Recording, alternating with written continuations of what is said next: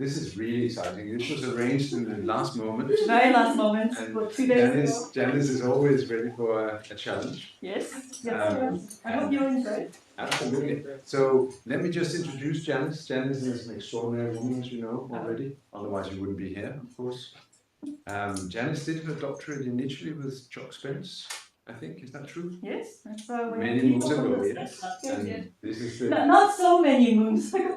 not so many moons ago because I know it sounds old. no, and you're not old at all. So you know, I've been following the work you've been doing. I think it's amazing. Yes. I've been following your work since I was a kid. Well, you know, I think we have many things in common, which is also why we're here. This is only one of the many things you do. Yes. And I can give you a list of things. I gave you a list of things, but this is probably the most fun. And in the center for, exactly right. And in the Center for Eudaimonia and Human Flourishing, I think we should do things that are fun. We should be curious about things, and we should be kind about how good we are. Just before we start, though, let me give you a short anecdote of how useless I am with wines. I was invited for a blind tasting, and all we had to do was to determine where in the world this wine was coming from. It's very complicated. It's very complicated. As I will explain. And I didn't do very well.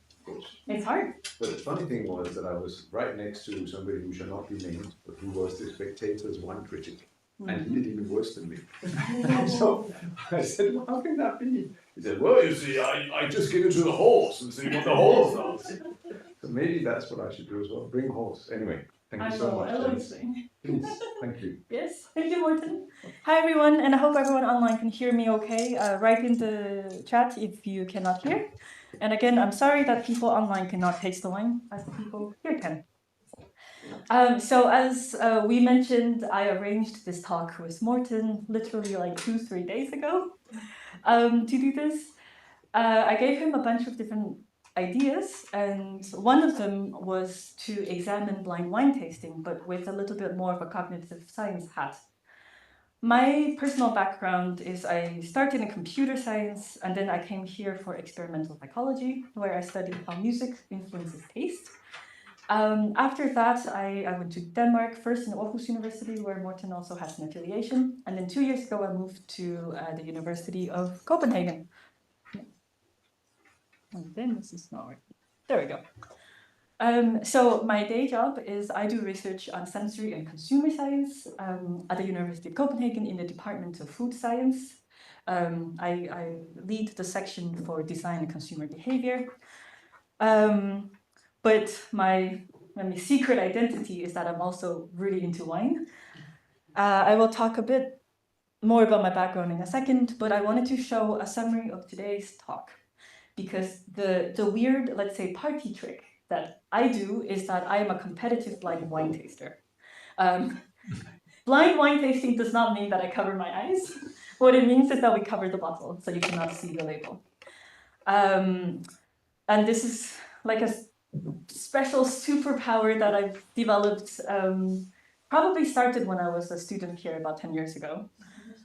So I would first like to explain what is it that wine experts do with wine, and then I explain how they go through the process, and we'll do it together.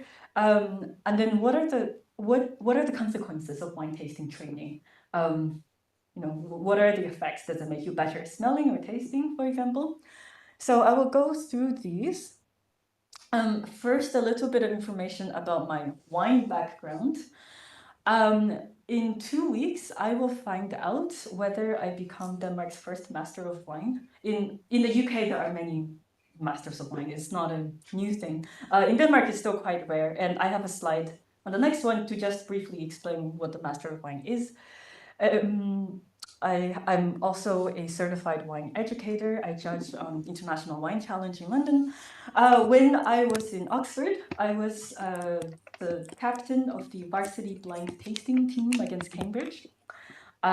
We won all 3 years when I was on the team, so that's what I'm very proud of. And we got featured in The Economist and the 1843 magazine because they were curious about how is it exactly that we do wine tasting. So just a quick word about the Master of Wine. I'll keep on referring to it because it is the highest certification in the wine trade.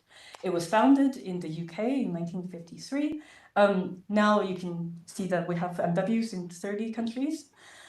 The number of total masters of wine is around 400 something, because as you can imagine, it started in 53, so a lot of people are dying off, and then there are new people coming. So there's about a balance. And something about, I'm sorry, this is looking like I'm just showing off about myself. So I started blind tasting in Oxford. This is from my first year as varsity captain. I still do blind wine tasting. I go to random competitions in Spain and in Denmark. Morten, at least you can read that part. Yeah. There is a Danish national blind tasting competition in teams of 3. In 2022 we won, and I went to the World Blind Tasting Competition as Team Denmark, which was quite exciting. The year after we were second, which was less good. So I have a lot of experience with blind wine tasting. So what happens with blind wine tasting is that you get a glass of wine, you don't know what the bottle is, and then based on the contents of the glass, based on what you see and what you smell and what you taste, you have to make deductions about where does the wine come from, what kind of grape variety or grape varieties is it, how old is the wine. So it's a very good logic game if anyone is into puzzles and things. It's a bit like a detective story. You have to make deductions based on both what you sense in the glass and also what you know in the head. So it's fun because it's a combination of perceptual and analytical skills. Typical tasting might look something like this. You get a bunch of glasses. OUBTS is Oxford University Blind Tasting Society. I keep on pitching it because I used to run it back in the day. So what we have to do in the varsity competition against Cambridge is you can see that for each wine, you have to say what is the dominant grape variety, country of origin, main viticultural region, down to the sub-district, the vintage, and then you have to write some notes and comments about identification. So this is what we do at the university level.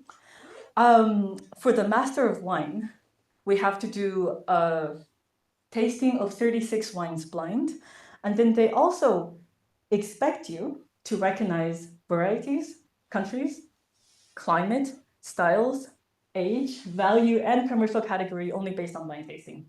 So these are the kind of things that wine experts are expected to be able to deduce only based on what's in the glass. So it's kind of like a fun. It's fun, but it's also quite a knowledge thing to learn. So I have an example from just one question on the Master of Wine exam. This is the one that I took. And you can see here that you get some wines. Here they say you usually get a small flight.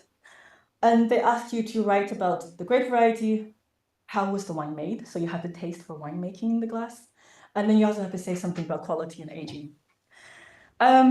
And in today's talk, I hope with this wine as an example to walk you through some of the processes of how can you also, based on the glass of wine, figure out the variety and the age and the winemaking, etc.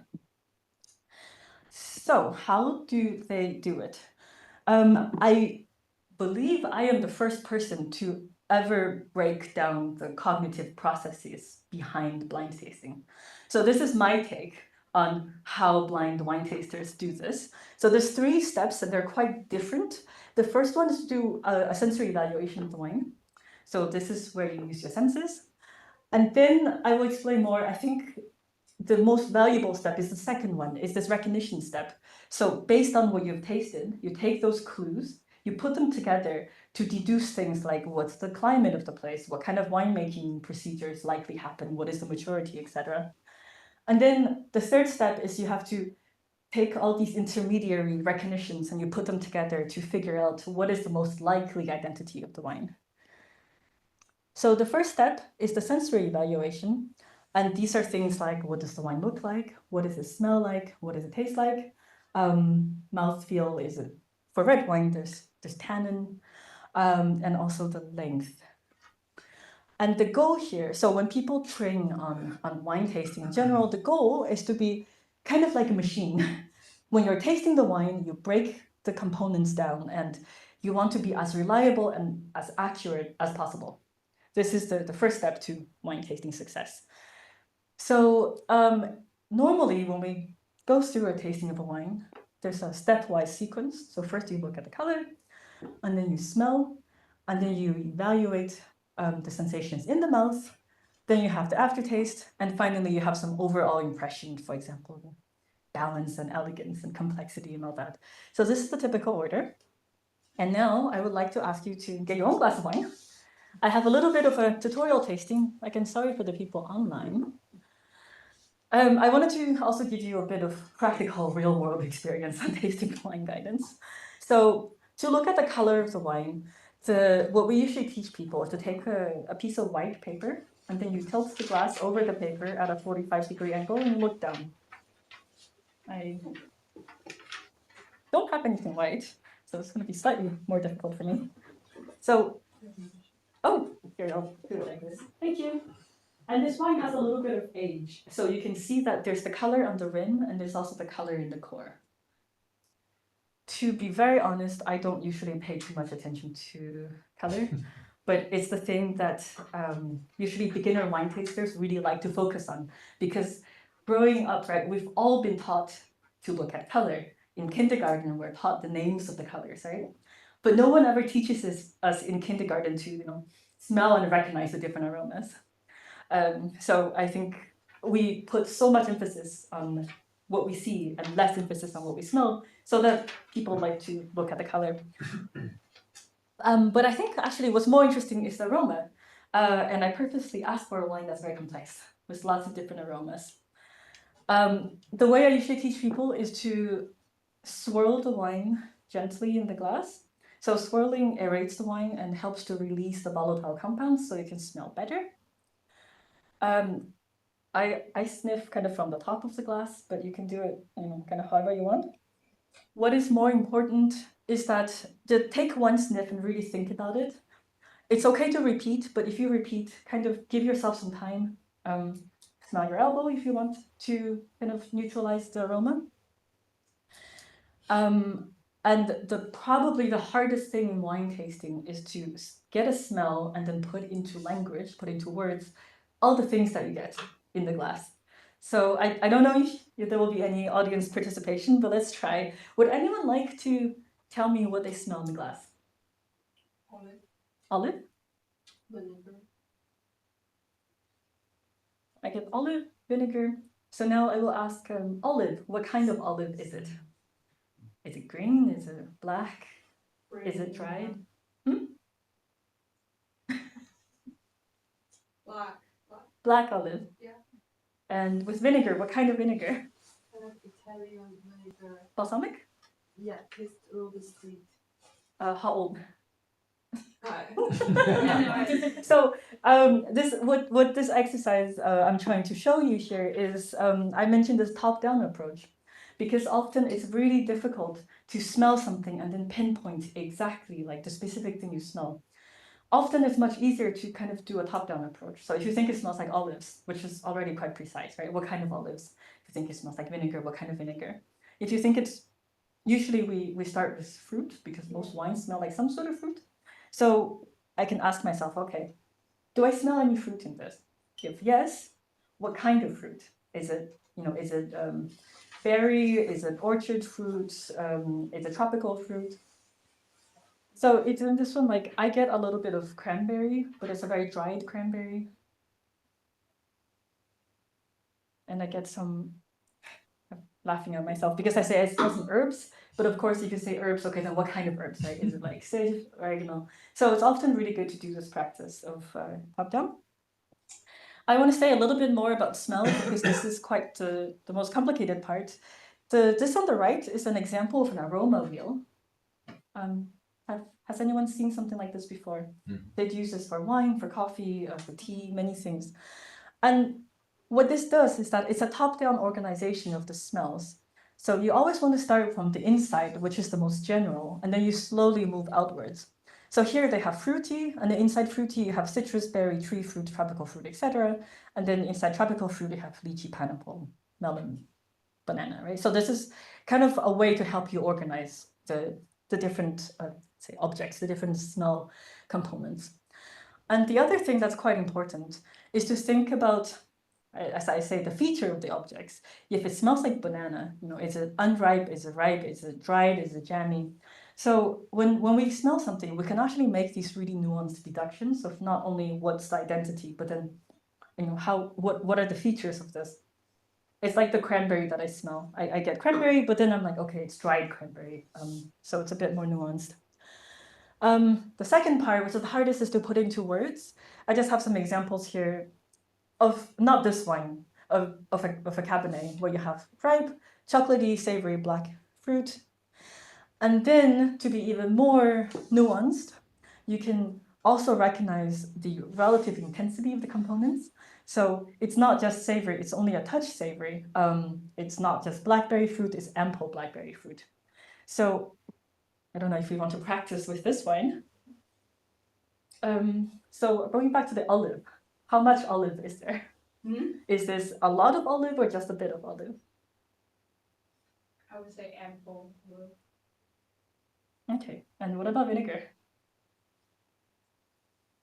Let's say 50% of it. I like it. And I mean, I should say this kind of description of smell is already above and beyond what even most wine experts do. Normally, we just list chocolate, savory, or in this case, olive, vinegar, cranberry. But I think it's nice to, we are capable of being even more nuanced and kind of getting the degrees of aromas. Now try it for yourself. I think we've done that already. Now I would like everyone to take a sip of the wine. And the thing I want to highlight is that most people drink the wine too quickly. To really properly taste the wine, let it sit in the mouth for maybe a longer time than you think you need to let it sit in the mouth. So count to 15. And the other thing that you'll see wine experts do, which maybe is a little bit annoying, is that they suck in air through the mouth. It makes a not very polite sound. But what it's doing is that you're aerating the wine in your mouth, similarly to how you do it in the glass. I will try to demonstrate. I usually end up coughing or laughing when I do it.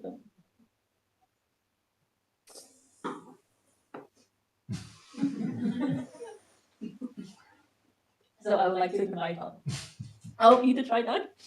Make the sound as well. Yeah. No, I do it even with water. Yeah.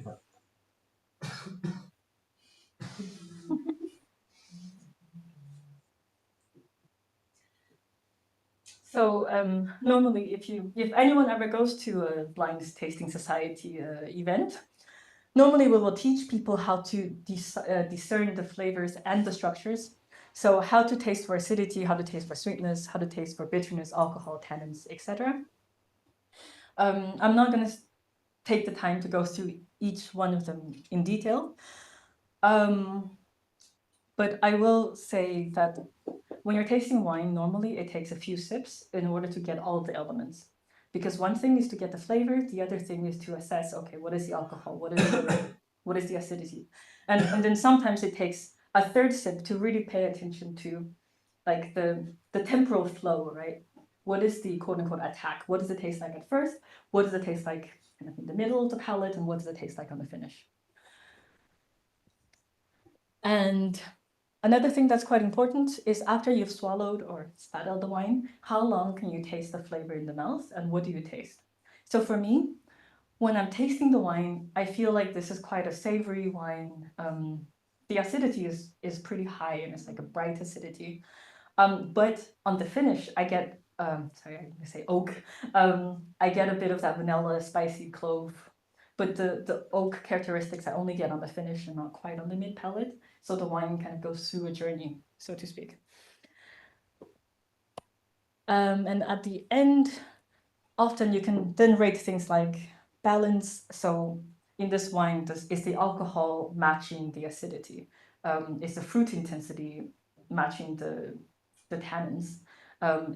Does the wine feel like it's holistic or does it feel like some element is out of line?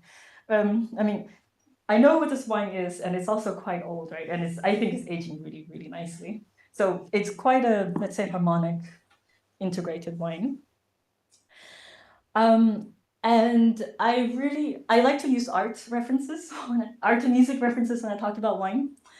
So please remember that when we're breaking the wine down into its components, it's a little bit like looking at a painting and going, okay, what are the colors used here? What are the shapes here?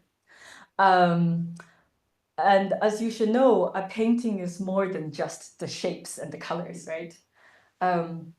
Yet somehow I feel like people talk about wine like, oh, it has, aromas of cranberry and olive, and it has high acid and 14% alcohol and medium low tannins.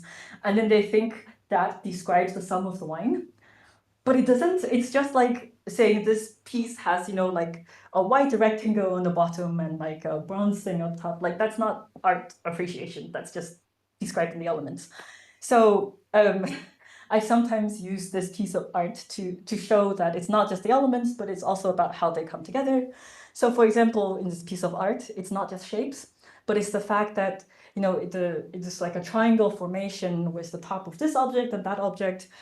And my analogy to wine would be, okay, the acid is high, the tannins are medium but quite soft, and the alcohol is like 14%. So these three elements kind of make the structure of the wine, kind of like the elements make the structure of the art. I also do this because here the artist is using techniques to make the shapes look 3D. They look like they're coming out of the painting. And I think when we're tasting wine, often we can think about the winemaking techniques and the recognition that, they used 30% French oak from this region in France because they wanted to make a certain statement. So sometimes recognizing the elements can also give a bigger, let's say, understanding of the wine. Sorry, I just one more slide about this piece of art. It's not just about the elements, it's not just about the structure of the painting, but also if you go one step further, right, this piece of painting talks about, you have a lot of luxury, fancy things, but in somehow it's like the shortness of life, because you have the candle there that's being snuffed out.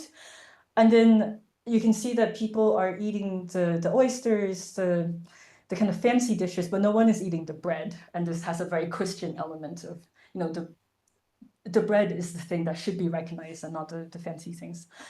So this is a bit of an involved example, but I just wanted to say that in wine, what we should be doing is realizing, okay, how the different elements are connected. What is the message that the winemaker wanted to convey, more than just looking at the colors and shapes. So now I want to talk about the kind of the heart of blind tasting, these intermediate recognition steps, where we've got the observation, right? The acidity, the alcohol, the fruit of the wine. Now we need to apply some knowledge to be able to recognize these things, like how old is the wine, what kind of winemaking techniques, what kind of grape varieties, and which place it could come from. And like Morten was saying earlier, this place is actually the hardest step in all of this range. And I've put them in this order because, in my opinion, and I should say that no one has really looked at this, I think this is the order of difficulty of when people are learning to blind taste wine. It goes from easier to harder, harder, harder. Sorry, it's a bit small. When I was running the Blind Tasting Society, I was also using them as guinea pigs. So I've written a few papers based on people who train the Blind Tasting Society. And here's one paper where we investigated whether people actually get better in blind tasting over 5 weeks. And what we found is that people do get better. They get better on grape variety, and then they don't really improve over 5 weeks on recognition of place. But people who are veterans of blind tasting, who's been doing it more than 1 year, they do better than people who are new. So it seems like grape variety is something you can learn quite quickly. Recognition of place is something that takes some more time. And then maybe it was a horse. So I wanted to show some examples of these kinds of deduction. I found these all from one back issue of the World of Fine Wine. For example, right here, mint, tar, blackcurrants, this is a classic Cabernet nose. So you learn, for example, that these descriptors tend to be Cabernet. Here's an example of climate, right? It's a bit metaphorical, dark, brooding, and rocky, but they then make the deduction that this suggests a warmer climate. Here is a recognition of region, right? Because it's lush and rich, oh, it's probably from California. And then here with the mocha and the smoky and the tar, people know this comes from New York. And here's an example of age, right? The beef stock stage, which is a very fun British descriptor. I actually think that this wine smells also a little bit like beef stock. So going back to my order of difficulty, so the reason why I think maturity in winemaking is easy, kind of easier rather, you do need specific knowledge, but this knowledge you can just learn once and then you will know it. So for example, in this wine is 25 years old. And the reason that you can recognize age is, for example, when you look at the color, the rim is a little bit garlic brick colored. As wine ages in the glass, it oxidizes. And when things oxidize, they turn brown. Also, when you smell the wine, I mentioned beef stock, it smells a little bit meaty, leathery. And a bit of dried fruit. It's dried cranberry, not fresh cranberry. So these are indicators of age. And with some experience, you can start to associate these different aromas and flavors with approximate age designation. And what I just told you about the color and the smell with the meaty, dried fruit things, that is true for every single wine you will taste. Young wines will tend to taste and smell very fresh, very fruity. The color will be bright.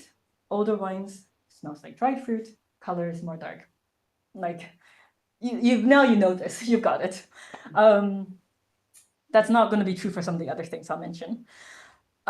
This is a little bit small, but just to say, for tasting for winemaking, there are many, many, many things you can taste for. How ripe is the grape? How long did they press the grape before fermentation? And I should say some of these things some are more taught, and others are more individual tasters have intuition. So some people think you can taste the difference between wild yeast and inoculated yeast. And some people think it's not possible. So this is still a bit controversial. People probably agree on, for example, maturation if you have oak, right? Oak, depending on whether it's French or American, actually I have a picture here, depending on whether it's French or American or whether it's new or old or whether it's big or small, you can have different elements. But in general, I should say that they tend to taste like vanilla, cloves, baking spice, which is what I also get on this wine. So to summarize, to taste for maturity in winemaking, it's quite straightforward, and once you learn it once, you can apply it to pretty much all wines. Tasting for grape variety, it's also relatively easy, although some grape varieties can taste somewhat similar. You have to learn these traits, and of course, depending on the climate in which they grow, they will have small variations. I have this example of Sauvignon Blanc, which is quite a famous grape variety. In a really cool region, they will taste like grass. I don't like to say whetstones, but in a warmer region, they will tend to pick up things like peach and passion fruit. So even though it's still Sauvignon Blanc, you can then taste for which area it comes from based on these characteristics of fruit. Finally, I want to explain why tasting for place is hard. It's hard because it requires constant knowledge update. There's always introductions of new regions and new grape varieties. English sparkling wine is a really good example.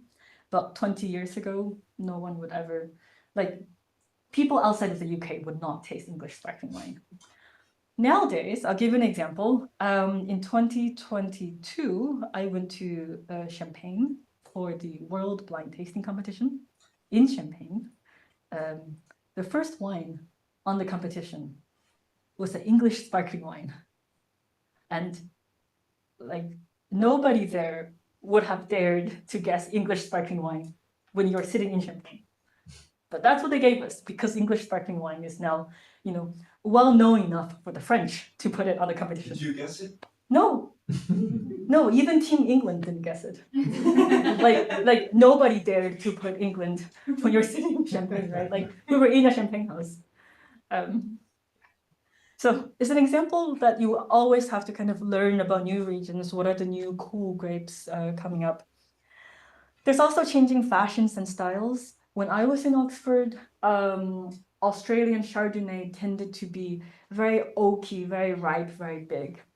Now Australian Chardonnay, most of them are very elegant, quite skinny, more like peach, white peach rather than pineapple. So these styles change. So you kind of have to know what is the current trend. Also, there's climate change. Unfortunately, everything is tasting riper now. I just have a small graph to show over the years, average alcohol percentage have gone up. So the wines of my memory when I tasted when I was in Oxford 10 years ago taste very different now.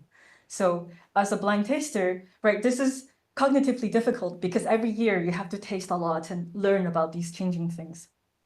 So to review maturity is quite easy. You learn it once. I basically just told you everything, right? It turns brown, it smells like dried fruit and meaty. Winemaking is a little bit more difficult because there's more steps to winemaking you have to learn, but it's not that hard. Grape variety, you learn it once, but it's a lot of information because there are many grape varieties. And then finally, recognition of place is very difficult because it's both a lot of places in the world and constant update information. So putting the pieces together requires a lot of knowledge, right? Because after the intermediate step, you know about the variety, you know about the maturity, you know about the place, and then you have to put it all together to say, okay, what is it likely to be? So this requires a lot of practice, and I have an Instagram post of some of my MW friends in the UK. Right, on Sundays, MW students relax with a 12-wine blind tasting. So you have to always practice. And I have an example here of how this goes together. It's not this wine, but so if I have bright color, right, lots of fruit, no leather, probably a youthful wine. Lots of vanilla and chocolate, a lot of new French oak, maturation for a long time. Blackberry and mint flavors, high level of tannins, points to typically Cabernet Sauvignon. And then a lot of intensity, complexity, very ripe, premium, warm climate region. And then you have these, you put them together and you're like, okay, this is probably a Napa Cabernet Sauvignon 2021. So this is the mental process that blind tasters go through. And on top of that, right, a lot of going on in terms of mental imagery, because I'm tasting a wine, I don't know what it is. I have to go to my mental library of lots and lots and lots and lots of wines, and I'm comparing the wine I'm tasting with the wine in my head. So from a neuroimaging perspective, I think it'd be really interesting to have someone who knows a lot about wine, like, smell something, because I'm sure personally, it triggers a lot of mental imagery in my head because I'm comparing this with stuff I've tasted before. So I have this slide for people to have a little bit of a think, and we can probably go through this together. So maturity, I mentioned, right, this is quite old. In terms of winemaking,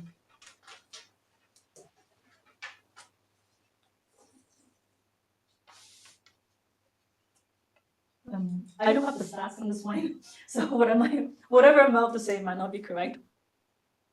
We know that it's old, but there's still some spices vanilla left, which means that there must have been a lot of oak influence in the beginning, so that even after 25 years, you can still taste it. In terms of grape variety, does anybody have a guess on what grape variety this is? And I should say it's also quite difficult to taste, older wines. At some point, all wines kind of converge to the same. So I think this wine smells quite meaty. You mentioned olives. I should also say it's really easy to blind taste when you already know what the wine is. But olives and meaty, the acid is quite high. There's like a medium level of tannins. It's old, so it's quite integrated, but it's quite firm, but it's not as firm as Cabernet Sauvignon. And There's a little bit of herbaceousness. So now I feel bad saying it, but so this is Syrah from France. And the reason why I would say this is France, and this requires a lot of deduction, is that the palate is quite savory. It's not very fruit dominated. And the trend is that wines from the old world, so Europe, tends to be more savory, earthy dominated. It's definitely a very high quality wine because after this age, it's still kind of fresh. It's still quite vibrant. And if we put together that this is from France, or at least the old world, it's Syrah and it's premium quality, you would naturally go to not Southern Rhone, you would naturally go to Northern Rhone. So this wine is 2000 from Hermitage, and I had to look up the producers. So this is a joint venture between 3 of the most famous winemakers in Northern Rhone. It's really a fantastic wine. It still tastes really lively and bright. So thank you for bringing it. Yeah, we should thank the Queen's College service. For providing, Thank you. I think this is the wonderful. highest quality wine that I've ever had on a tasting.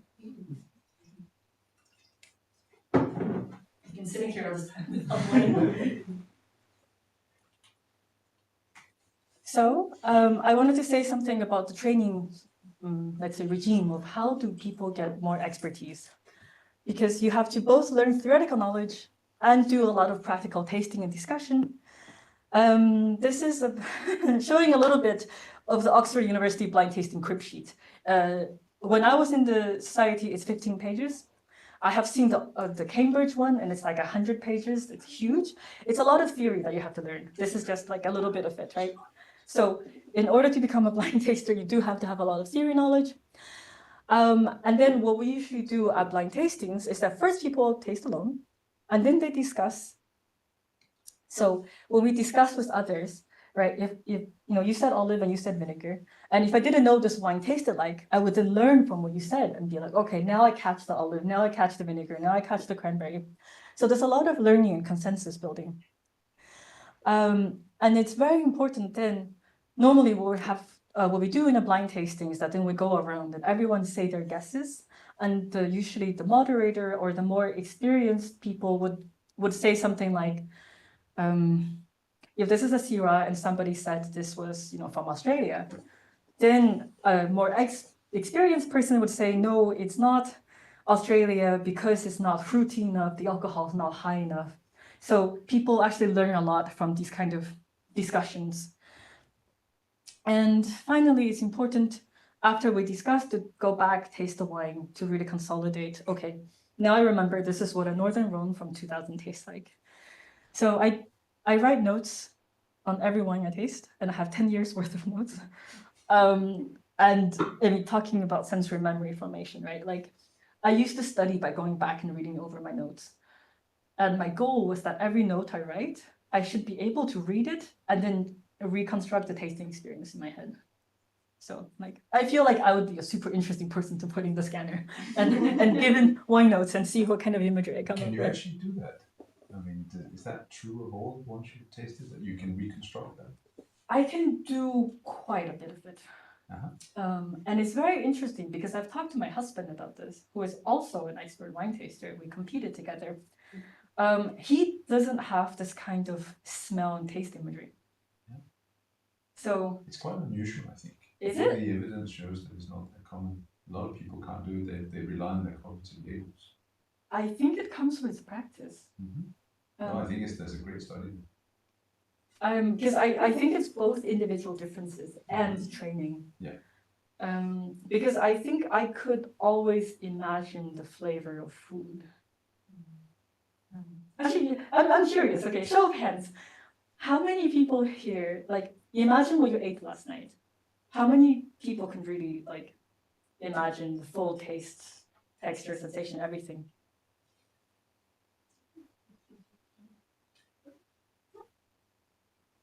I say half? That's actually quite It depends on what you mean by the whole thing. Like, Mhm. because there's a temporality to it as well. Right? And if you had many things, can you remember all of them? Right? I mean, I was lucky to have 3 different dishes yesterday, and I can remember one of them really well, but the 2 other ones, they're kind of not quite there. And I think personally, I remember the first bite, Hmm. right? And the intermediary gets a bit blurry. So it's also about how we pay attention, right? We pay more attention to the first bite. And wine is quite interesting as a thing to remember because in a way it is consistent, right? The first drink has the same components as the last one. But also in terms of the sort of the aging of the wine, would you say that there must be a temporality to that as well, right? There must be optimal for a certain wine, there must be an optimal period. Is that true? It's true, and it's also dependent on individual preferences. Uh-huh. So one of the questions on the master of wine exam is always what judge the maturity of the wine. So we have to say how old is the wine and where is it in the drinking window. And you always have to say, okay, so for some people they prefer older wines. So for them, right, this wine can. So this particular wine is drinking beautifully now. And if my husband were here, he would say that he would drink this, 30 years later. Whereas for me, 30 years later, this wine might be too old. So it's individual preference, and it's also what you get used to. Because most people don't like old wine, but as the more you drink, the more you get used to it. You start to prefer certain things. But it's typically also truly what goes with, right? I mean, presumably that's also, I mean, a lot of people take wine at dessert, and dessert being, say, cheese. Mhm. And so a lot of the wines have been built for that, especially the French ones. Is that true, or is that?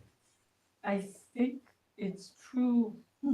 I think it's true in most places that have a long history of wine growing because it's meant to go with food. A lot of Italian reds, at least back in the day, right? They're very acidic, they're very astringent. They don't taste very good by themselves, and you kind of have to eat it with food. I mean, yesterday I learned something I didn't know, namely that in Italy, bread is not very salty because it always comes with something salty as well, right? So it's kind of bland on its own. Oh, interesting. Which is something, I mean, not many people know that, but if you have an Italian PhD student, you learn these things, right? and so there's something about the bread and the wine, yes. I mean, it's almost biblical in some sense, yeah. Now that's very cool. So I just have a few more slides on, this is probably the most, let's say, cognitive science part of my talk, is what are the consequences of wine tasting training? I call this hallucinations, it might not be correct, but have people heard about the saying that, experts cannot tell red from white wine because if you dye the wine red, then it smells the same? Oh, it's good that you happened. So this was quite famous a few years ago. So, and it's to say that, people might get fooled by the color. I conducted a study back when I was still here. No, this was in Barcelona at a big wine and neuroscience conference that I helped organize. So I gave people 3 glasses of wine. There was a white, there was a rosado, and then there was another wine, which was the white wine that I added food coloring to. And I had to say, I think I did such a good job. Looking at this picture, I do not remember which one was the actual rosé and which one I dyed. So I gave this to around 200 people. They had to smell the wine and write down up to 5 descriptors of the smell, and then taste the wine and write down up to 5 descriptors of the flavor. Sorry about the small font. Just to explain, I then counted all of these occurrences of different types of descriptors: floral, white fruit, citrus, stone fruit, tropical fruit, red fruit, and black fruit. We had the white wine, the rosé or the rosado, and then the kind of fake rosé wine. Most people we had were experts. We had maybe 20 beginners and then some intermediates. And this expertise level was rated by how long they had worked in the wine industry. I cannot remember 100%, but to be an expert, you had to work for at least 5 years in the trade. And the thing that we really found was interesting was that for the intermediates and experts, this is the rosé and this is the fake rosé. Look at the red bar. So the red bar stands for red fruit. The more experienced people perceived red fruit aromas in the white wine that I dyed pink. And I think this is really interesting because of the interpretation. You could either say that, experts can't tell pink from white in their food, or I think this is actually predictive coding and they saw the color and they start to predict that, oh, I'm used to associating strawberry aromas with this color. So then I think the experts are actually smelling strawberry. And I would love to be able to test that somehow. So yeah, I think that it's not that experts are stupid, but it's more that expert brains are so good at predicting what's going to come that they're just smelling these illusions of strawberry and cherry. Well, that's one of them. Another evidence, which is really funny because ASPA is now in Oxford. This has to do with mental imagery. This is not my paper, but I have written other papers on wine imagery together with the first author, Ilya. So in this case, they were looking at how vividly people can imagine wines. The study had both novices and experts, and the vividness was measured in terms of sight, nose, smell, and also taste. And very clearly, you can see that experts have more vivid wine imagery for both vision, smell, and taste. I hesitated for a second there because we had also run a similar study, and in our study, vision was the same, but experts were better in smell and taste. So it's funny to see a slightly different result. The last study I wanted to show is fun because it's together with Enrique and Alexander, who all used to be here, but we did this, actually, the study was conducted also in Oxford. I wanted to learn if blind tasting training makes you a better smeller and taster. Because then that would be a good argument, right, for more people to do blind wine tasting because, ooh, it improves sensory function. You know, forget smell training, you can do wine training instead. So I took advantage of the people who were training to be on the varsity match. We gave them a test before and after this 5-week training period. The test involved both using sniffing sticks to do smell and also taste sensitivity with the taste drop test that Alexander had developed. You're familiar with that? We had a control group and also a training group. So in terms of smell, I'm going to start with identification on the bottom first. There was no change in how good people were at smelling something and then saying what it smells like. But you can see that people who volunteered to train for the varsity match were naturally better at naming smells than people that I just found who were not wine tasters. We didn't find a difference in smell threshold, so how low of a concentration they can smell. But the only significant thing we found with time is in discrimination. So let me explain what what the test does. We have a set of 3 markers. 2 of them smell the same and 1 smells different. You have to find the odd one out. And there's a set of 16 of them. And what we found was that the training group, with time, with blind tasting training, got better at discrimination. So they were better at telling the odd one out of the smell. And we think this has something to do with improved olfactory memory, perhaps. So in summary, what can experts do? They're good at generating knowledge based on the chemical senses. How do they do it? You decompose the smell into different components. You get better at language. You have to have knowledge, and then you get better at sensory memory. And then what are the consequences of wine tasting training? I say hallucinations, so maybe your brain starts predicting these different aromas and flavors. You get better at imagining the wines, and also, at least in some parts, you get better at smelling. So with that said, I would like to thank you for your attention and your time. Wow. What an amazing talk, Dennis. That was beautiful. Thank you, Morten. At least you got to taste wine. Yes. Which is the most important part. No, I'm so happy that the wine was up to your standards. The wine is really nice. Thank you. There's lots more when it comes. So yeah, there are all kinds of questions that I'm sure people have. I certainly have some questions, but I will open the floor first if anybody has some questions. Yes. I'll go back to the previous part. That's a good summary. Yeah, go ahead. I have a technical question Yes. about figuring out the age of the wine. Yes. And so I understand the idea of if you know the color when the wine is made, you can kind of guess how Mhm. far it's gone towards brown Mhm, or all these other things. But as far as I understand, if you're doing blind, you don't know where you're starting from. Correct. So then if you have no inkling of like where the color is gone, Yeah. or these other Yeah, yeah. elements, how do you then get to? That's a really terrific question. Because you just made me realize that it's not as simple as, oh, maturity, winemaking, variety, right? What happens in the brain is that it's all kind of computing together. Because when I'm smelling, tasting this wine, I already have an idea, oh, I think it's Syrah. Therefore, I know what color Syrah is. Or rather, I know what color Syrah is when it comes to my old world place. Because if it's, Shiraz from Australia, it's pitch black.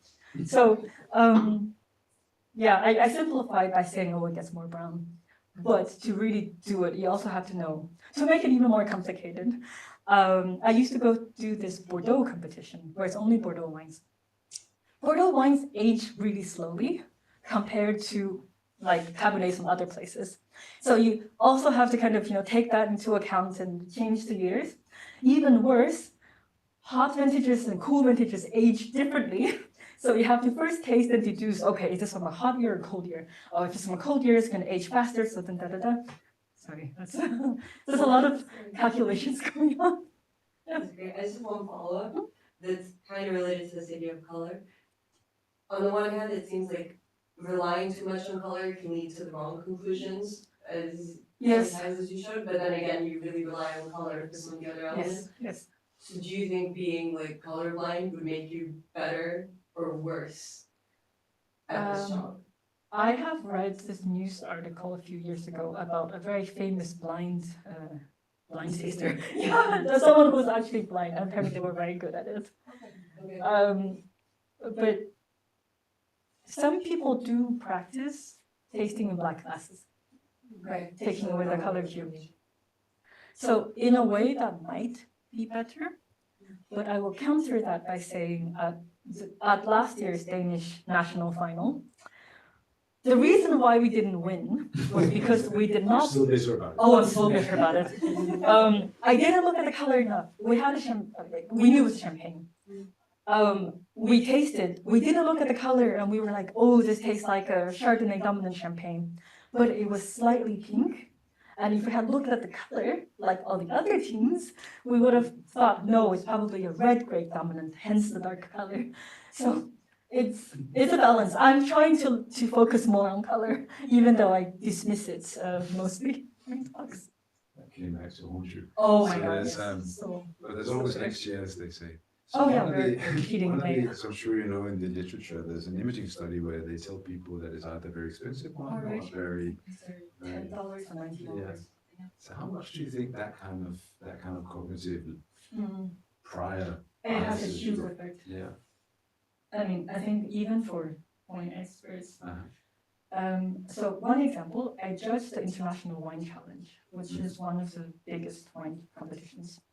There, we do not get information on the producer, but we do get the information on the price for the judges, which I think is probably a little bit unfair, because if you know the wine is like $500 or pounds, sorry, it's gonna change the way you evaluate it. Uh-huh.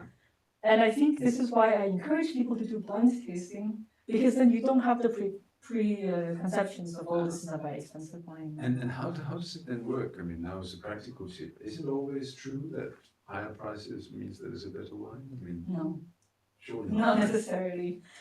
So there are lots of bargains out there. Yes, definitely. When I was a graduate student, I specialized in finding bargains that taste like high quality, but is less expensive. That's a nice sideline. I can write to you. To be honest, I feel like if I ever wanted to be forge, make counterfeit wines, I would be really good at it. It sounds like it. Because I know what wines kind of taste like, how an old, more expensive wine would taste, but at a fraction of the price. I'd be very interested to hear that about the champagnes or the cavas. Oh, Copenhagen is really high quality. There we go. There's a tip for all of you online and in the room. Yeah, no, but seriously, there's I should probably make a side business of giving advice on. We'll continue this particular discussion later. Do we have other questions? Yes. Yeah, so I have a very minor question and some like another neuroimaging question. Yeah. So I realized that there are some sediments Yes. in this wine. So does that help you with distinguishing the age of the wine? Yes, it tells me that it's old. Oh, okay. Yeah, so sediments form, I'm not a chemist, my husband is a chemist, so I will try, right? Tannins are colors, they're both polyphenols, just a type of chemical structure. And with time, with more oxygen, they stick together and form longer chains. And when the chain is longer enough, they precipitate out of the solution. So when this wine was young, I'm sure it was much darker and it didn't have any sediments. So as it gets older, it builds more sediment. Oh, so it's like the tannin in the wine? It's the tannin, the color. Oh, interesting. Okay, well, I didn't know that. Thank you so Yes, much. you're welcome. Um, Now the neuroimaging question. Yeah, so I thought of the concept of neuroplasticity, Mhm. and I'm just wondering, for experts, I imagine, some brain regions, just like the London taxi drivers, Yeah. the gray matter Yeah. might be more, or So I haven't seen any studies on that per se, but I have a personal anecdote. I took this summer school on olfaction. You know about it, was in Dr. Hummel's place. yeah. And they do interested, and then they do like a scanning. I think they asked for 2 or 3 volunteers because I had my brain scanned during the summer school, so I wanted to see my olfactory bulb. Because I was like, oh, I'm so good at smelling. My olfactory bulb must be bigger than average, right? No, it's really, really small. And Thomas Hummel, Professor Hummel, Yeah. was the world expert in the olfactory Yeah, bulb. exactly. So, he Yeah, knows. because they have some new algorithms for determining the size of the olfactory bulb. So I was really surprised that mine is really small. So I think maybe it shows that it's all about cognition and it's not really in the primary sensory organ, but it's But just because it's large doesn't mean it's good, right? We know that for sure. But it's also very true that the neurons in the olfactory bulb Yeah. constantly change. Yes, yeah. And so, of course, you may just be that you have a constantly changing olfactory bulb, because I don't think Hummel actually measures this internal rate. And I think it's also about due to the whole brain connectivity. Yeah. It's not just one area, but how it Absolutely. communicates with the other ones.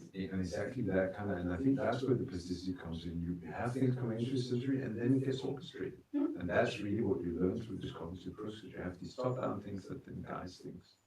We should look at that. Yeah, I mean, when I blind taste the wine, so many things are happening in my brain, right?